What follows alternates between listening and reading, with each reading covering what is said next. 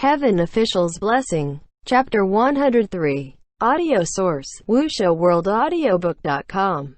Venerable of Empty Words. Morning at the feast. How is it? Xie Lian asked. Thud. And Mingyi collapsed onto the altar table face down, as if she lost consciousness. Next to her, 2 lines of tears silently streamed down Shi Qingshan's face. Xie Lian asked hesitantly, "My lords, how is it exactly? Will you pull yourselves together and give me some constructive criticism using words?"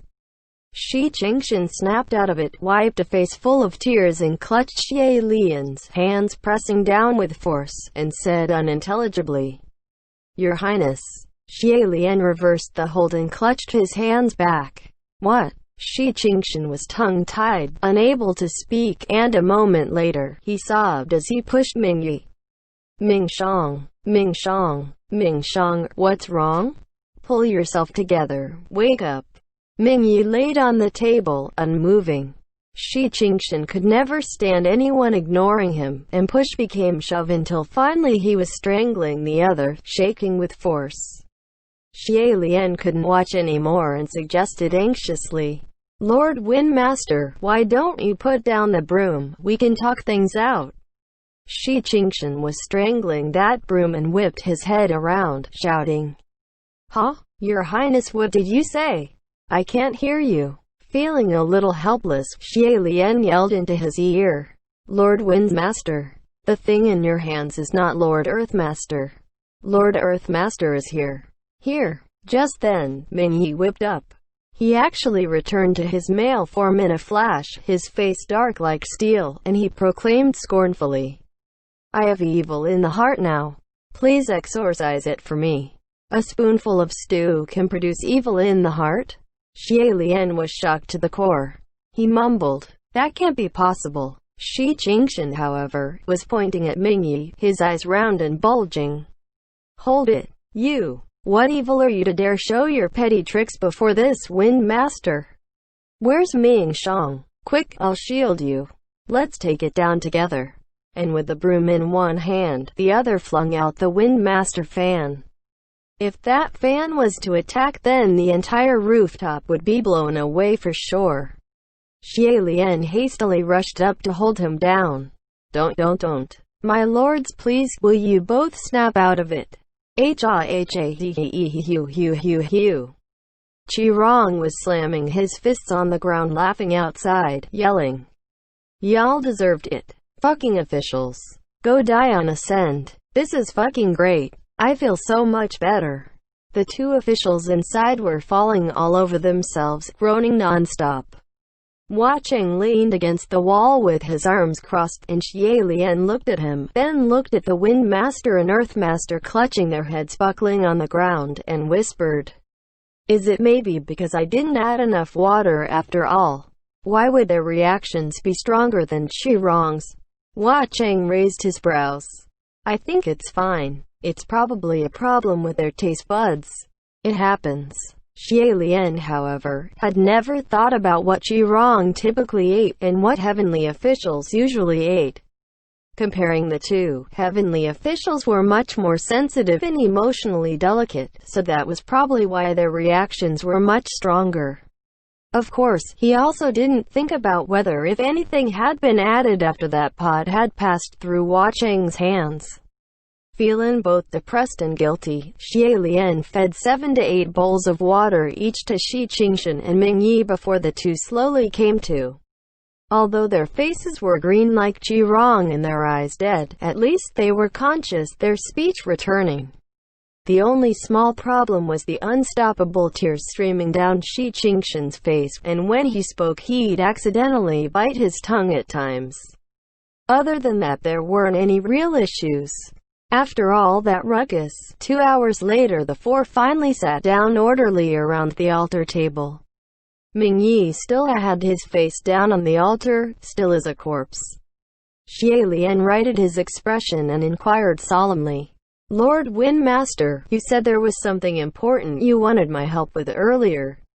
What is it exactly?" Looking wan and sallow, Shi Qingshan threw a soundproof spell on the door, making sure that no one outside could hear anything before he croaked with a hoarse voice. "It's like this. Aem, aem. Aem, aem. Your Highness, you've been hiding in the world, cultivating in the mortal realm for 800 years. You've walked and seen much, so you must have bumped into plenty of demons and monsters, right?" Xie Lian folded his hands one over the other and replied, "I've met some." "Then I wanted to ask," Shi Qingshan said. Have you ever met a venerable of empty words? Single quote, quote dot. Xie Lian was taken aback. The venerable of empty words who mourn at feasts.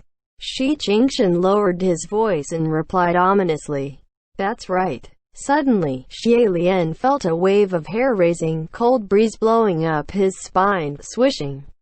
At the same time, there seemed to be someone next to his ear, giggling coldly and humming an exceedingly creepy tune. Somehow, the sunlight that shined through the windows and cracks warming the little Puqi shrine also dimmed, like the whole place was enveloped in a large shadow. Xie Lian's extremities were getting colder, icy like steel. Xie Lian had to clutch his robes tight, and felt this must be brought up directly and spoke up. "I have to ask, who's laughing? Who's singing? Who's blowing cold air behind my back? Who made the shrine this dark?" Shi Qingshan wiped away his tears and said, "Oh, that's all me. It's just a little spell, don't mind it. It's just for creating the mood." The other three at the altar table were speechless. A moment later, Xie Lian supported his temple and said exasperatedly, "Lord Windmaster, how about we stop this breeze? With this weather, none of us are dressed in layers. Besides, the mood was already there, but it's all dissipated after you added the cold breeze and music." "Huh? Really?" Shi Qingshan said, then with a wave of his hand, the blowing cold air behind everyone's backs were dispersed. "But I think it'd be good if the shrine remains this dark. Let me light a candle, the feeling will be even better." As he spoke, he really took out a candle and lit it.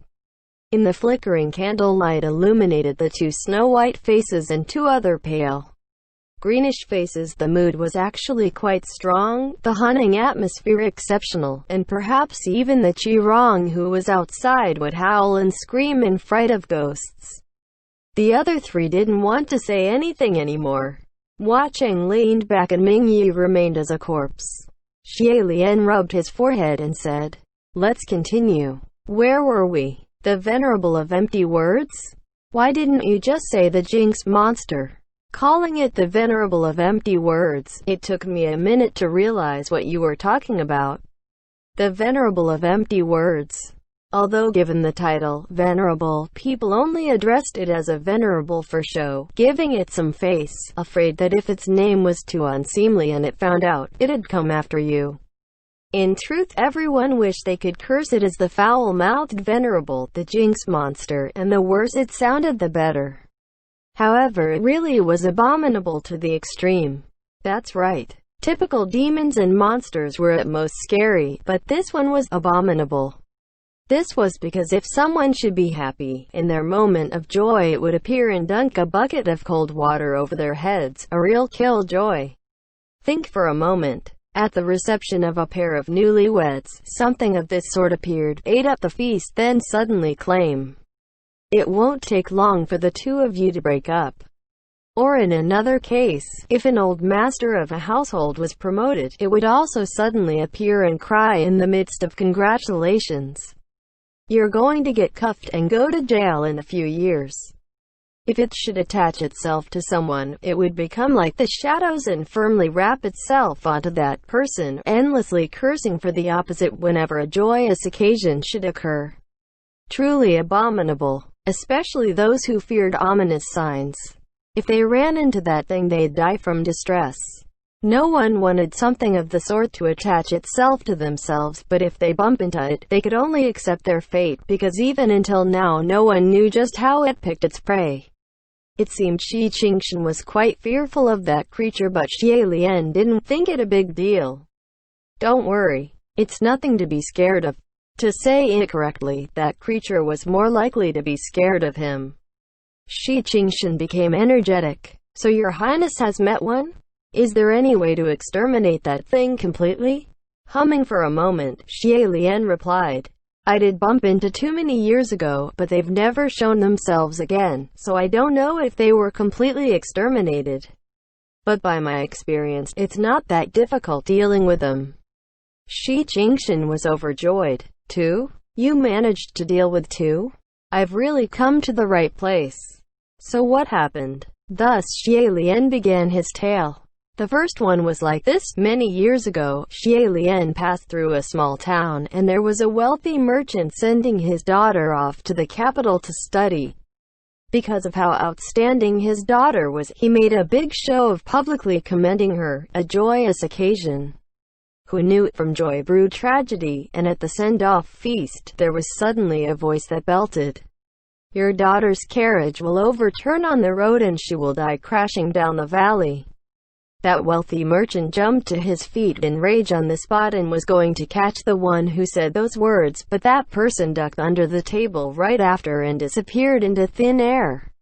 After that, everyone was scared. Fortunately, Xie Lian went to that household that day to collect junk. He managed to obtain some leftovers and was about to head back when he heard what happened. He knew what that creature was, so he told that wealthy merchant not to worry. He asked the wealthy merchant to hire some 20 guards, with he himself included. They carefully escorted the little lady to the capital safely, and protected her for a while. A month later, that little lady won first place in a beauty contest, and the chance had come. That night, a feast was held at a restaurant in the capital to celebrate the little lady, and sure enough, there was a voice mixed in the crowd again, belting. You will be. The moment he heard the voice, Xie Lian immediately seized that creature from the crowd, choking its neck, stopping it from uttering another word. Then, he immediately used a charm to seal its body, beat it to a bloody pulp, then ordered for a carriage, taking it to the valleys to run wildly. At a winding corner of the mountain pass, the rain snapped, and that carriage crashed down the cliffs, fulfilling its own curse to others. That's it? The other three asked. That's it, Xie Lian said. To deal with the jinx. Alright, the venerable of empty words. To deal with the venerable of empty words, there are 3 ways. First, don't let it open its mouth, and cut it off before it could speak. This can only help guard you for the moment, but it won't protect you for life, so you need to be constantly vigilant. Second, if it should speak, don't let the subject of its curse hear. Anyone would feel scared if they should hear a curse against them while at the height of their joy, and that creature feeds on that fear. It revels in it. The more scared you are, the happier it becomes. If you should lose yourself from terror and ruin your own affair according to its words, its powers will increase significantly. But unless you're deaf, you'll definitely hear it speak one day. To be honest, not even the deaf could escape, probably, because there were some who would sew up their own ears in an attempt to escape the thing, but it was still useless in the end. On the flip side, if you don't pay any mind to however it curses or however it pours cold water over you, then it can't do anything to you. So, the most effective way is the third method. Surround yourself with happy thoughts and ignore it completely. Let it speak or not speak, but forget everything it says. Make yourself stronger and continue down your path according to your own will and not the tragedy it predicted for you. Thus, in the end, if it couldn't draw any despair from you, it will most likely sneak away on its own. Of course, it can still very well just be lying low waiting for the next chance to ambush. Although the third method was the most effective, it was still really difficult to accomplish. After all, who in the world could truly build a heart of stone and feel not a single wave? The more Shi Qingshan listened, the deeper his frown grew. Then what about the second time? Did you take care of it the same way the second time? The second time might not be useful as a reference for anyone. After all, it was a unique situation, Xie Lian said. How is it unique? The one it attached itself to was me, Xie Lian replied. End